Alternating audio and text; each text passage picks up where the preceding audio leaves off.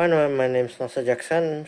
I finally presenting you the Isekai Quartet track to Australian Wildlife Part 9, I think. Yes, I think it's 9. Anyways, enjoy the video.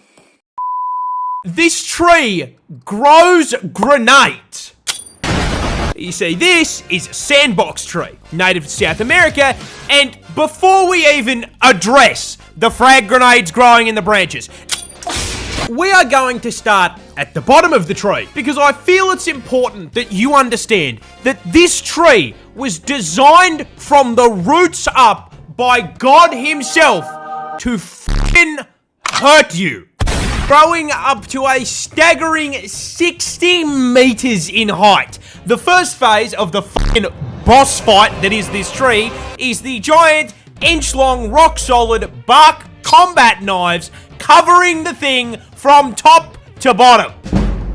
Now, if Groot's cousin being armed like the average British resident was not enough to stop you from getting too close, touching the tree will immediately make you realise it is not ribbed for your pleasure.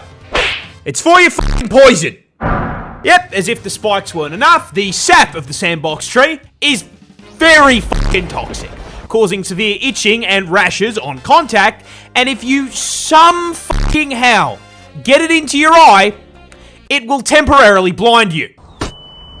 That all pales in comparison to what you came here for. The reason, the other name for this thing, is the f***ing dynamite tree. The fruit. You see, these fruits aren't meant to be eaten. In fact, they're poisonous. Put it in your mouth, you'll cramp up, vomit, and shit yourself. No, they are made to spread the seeds of the sandbox tree in the most American way humanly possible. Explosions. The fruits are basically seed-filled time bombs. Bomb has been planted. As once mature, they begin to dry out. As they dry, they shrink, and they slowly begin bending against their stems. The tension gets too high, snaps the fibers, holding it against the stem, and the whole thing explodes like a f***ing frag grenade, sending seeds flying up to 240 kilometers an hour.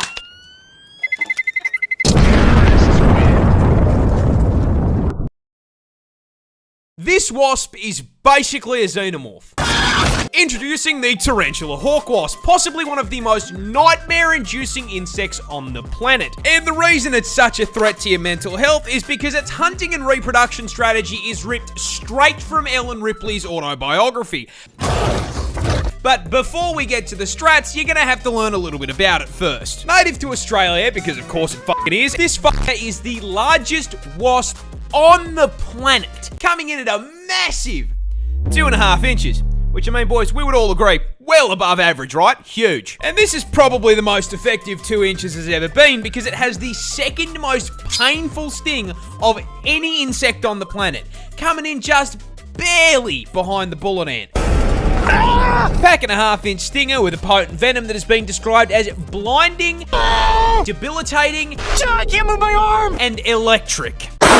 Now, the size and poison aren't just for nothing, because as the name tarantula hawk wasp suggests, they are purpose-built, genetically perfect killing machines designed specifically to violate spiders, making Australia basically an all-you-can-eat buffet for them. But they don't just execute the spiders. No, that'd be too normal. Hawk wasps use spiders to reproduce in one of the most horrific ways possible. And that all starts with a female hawk wasp hunting down a tarantula.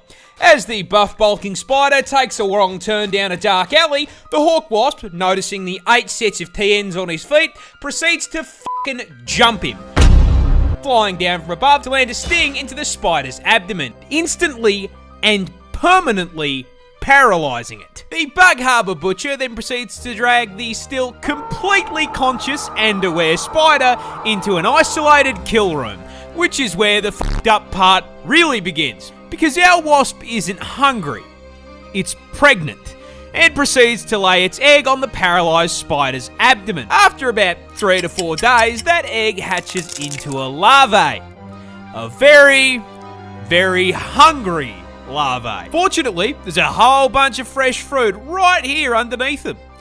That food being the still paralysed, still very conscious and aware spider. The larvae burrows into the spider's abdomen and gets to work converting it into a KFC family bucket, consuming it from the inside out, purposely avoiding vital organs to keep the food nice and fresh. After it's done consuming a living being, the larvae breaks forth from the demolished corpse like a fucking chest burster and fucks off to continue the generational arachnid violation.